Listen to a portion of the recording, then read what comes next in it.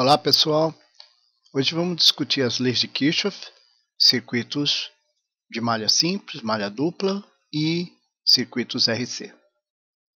As leis de Kirchhoff são duas. A primeira trata da soma algébrica das tensões instantâneas aplicadas a uma malha fechada é igual à soma algébrica das contratensões instantâneas nessa malha. A segunda trata que a soma algébrica das correntes instantâneas que fluem através de um nó é nula. Aqui nós temos uma malha simples e aqui nós temos o que já chamamos de sentido de circuitação, onde eu vou imaginar que eu tenho uma corrente circuitando nesse sentido. Então eu passando aqui por esse potencial que é gerado por uma bateria, eu tenho menor potencial, maior potencial, então aqui eu tenho uma tensão que está colocada aqui. Essa tensão tem que ser igual à soma das contratensões que são geradas por essas resistências, quando tem a queda de tensão. Então eu tenho aqui a contratensão dada pela corrente 1, que está no mesmo sentido de circuitação aqui que eu coloquei horário. Então ela é positiva, porque ela está no mesmo sentido. A I1 vezes R2, que está também circuitando aqui. Então, alfa é o sentido de circuitação da minha corrente imaginária e I é a corrente que realmente está circuitando aqui, ou que eu adotei. Então, ela está em fase com alfa. Quando você aplica essa lei de Kirchhoff para uma malha dupla, aqui são duas malhas, você vê que as equações se tornam um pouco mais complexas, mas também são factíveis de resolver. Então eu escolhi aqui um sentido de circuitação anti-horário, alfa, e na malha ao lado também anti-horário, beta. E vou aplicar a lei de Kirchhoff. Então está aqui, alfa, na malha alfa.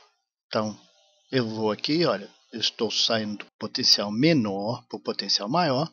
Então eu tenho uma tensão, E1, passo por R2. R2 é uma contratensão. E 2 está no sentido da minha circuitação, então é positivo.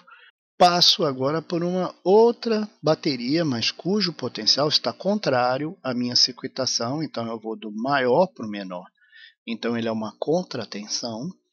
E passo por R1, que aqui a corrente I1 está no mesmo sentido de circuitação, portanto ela é positiva, mas é uma contratensão.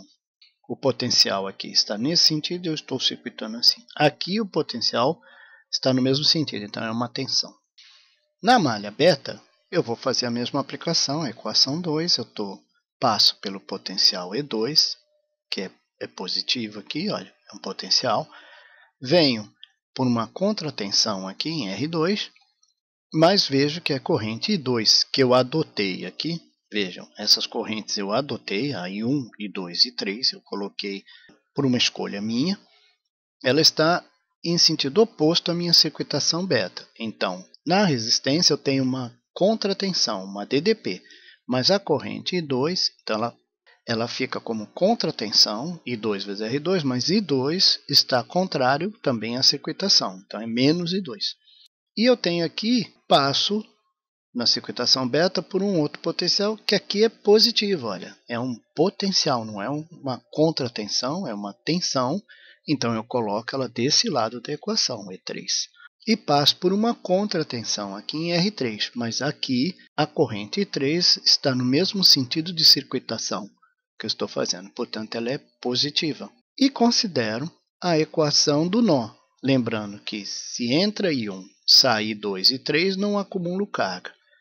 Eu só não posso considerar I1, I2 e I3, todos eles convergindo para o ponto A, porque isso seria o quê?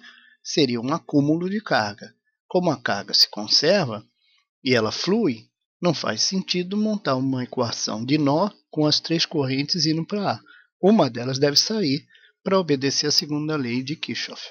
Então, quando você vem aqui e vai executar, você tem a equação 1, e eu posso elaborar um pouco melhor passando essa contratensão para o lado de cá como negativo e deixando as tensões aqui e as quedas de tensões aqui. A equação 2 eu também posso elaborar um pouco mais, tirando esse parênteses e colocando explicitamente assim. Então ficou a 1.1 e a 2.1. E a equação 3, que eu coloquei ad hoc.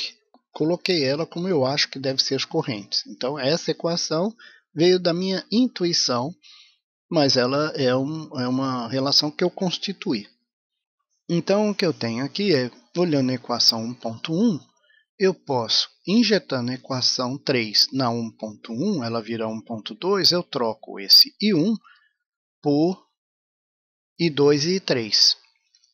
Por que eu fiz isso? Porque eu tenho 3 equações e 3 incógnitas.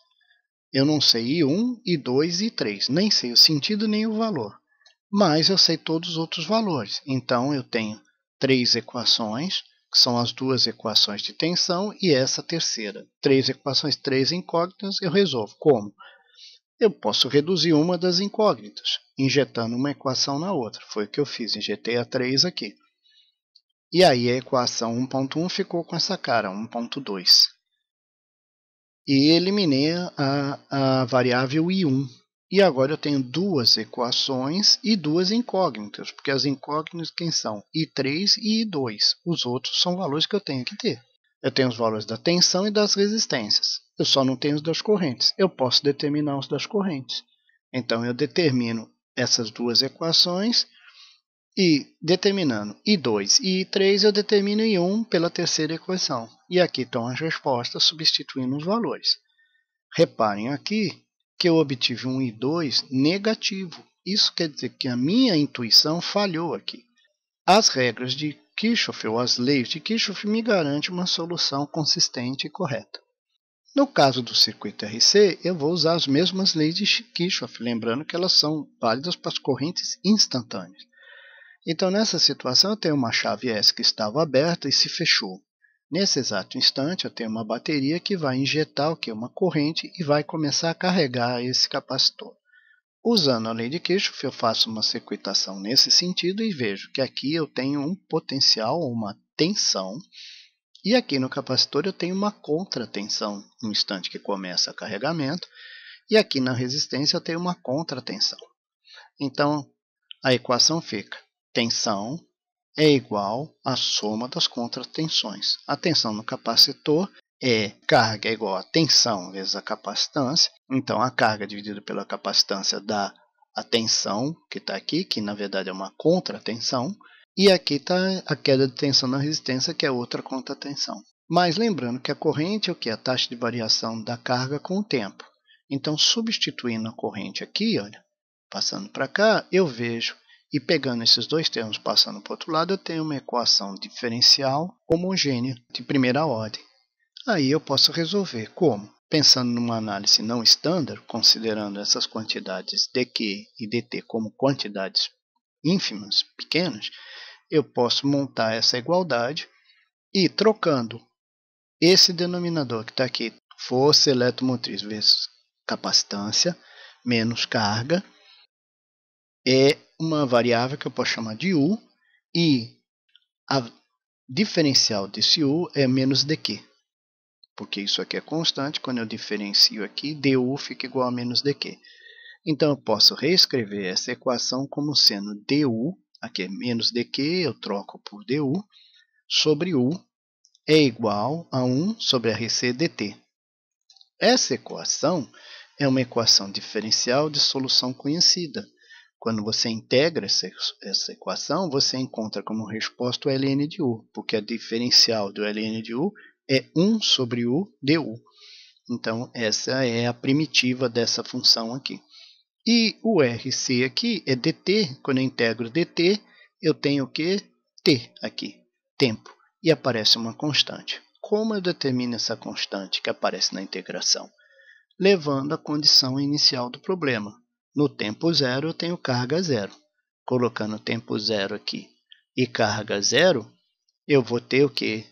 Ln, o U aqui é potencial vezes capacitância menos carga. A carga é zero, então o U que está aqui é E vezes C só.